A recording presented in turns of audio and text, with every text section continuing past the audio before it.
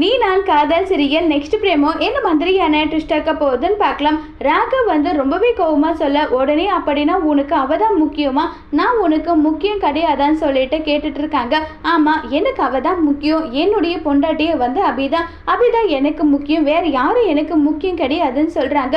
இதை கேட்டதோ இந்த பிரச்சனையை இதுக்கு மேல பெருசாக்க கூடாது, நான் கூட உன்னை என்னவெல்லாம் நினைச்சேன், போயும் உனக்கு ஏத்த பொண்ணு கிடையாது அந்த அபி, அவளை போயிட்டு நீ இப்படியெல்லாம் நம்பிட்டு இருக்கா, இதை நினைக்கும் போதுதான் எனக்கு ரொம்பவே மனசுக்கு கஷ்டமா இருக்கு. நான் உன்னை சுத்தி வரேனே, இது உனக்கு தெரியுதா இல்லையா நல்லா சொல்லி கேக்குறாங்க. உடனே பயங்கரமா கோவப்பட்டு, இங்க பார், சும்மா தேவையில்லாமல்லாம் ஏதாவது ஒன்று பண்ணுறேன்னு சொல்லிட்டு பண்ணிக்கிட்டு இருக்காத, உனக்கு என்ன தைரியம் இருந்தால் நீ என்கிட்ட பேசுவேன். இங்கே பார், என்னுடைய அபிதான் எனக்கு எல்லாமே, நாங்கள் இன்னைக்கு சண்டை போடுவோம், நாளைக்கு நாங்கள் கூடிப்போம், அது எங்களுக்குள்ள இருக்க பிரச்சனை, அதில் மூணாவது மனுஷியா நீ எதுக்காக தலையிடுற, இப்போ எதுக்காக வந்தோம், எந்த வேலையை செய்யுமோ அந்த வேலையை செய்யணும், அதை விட்டுட்டு தேவையில்லாமல் உன் இஷ்டத்துக்கு என்னன்னாலும் பண்ணியிருக்க கூடாது.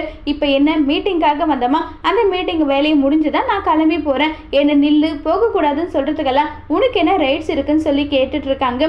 ஆஸ் அ ஃப்ரெண்டா கூட பர்சனல் லைஃப்ல தலையிடக்கூடாதுன்னு சொல்றாங்க.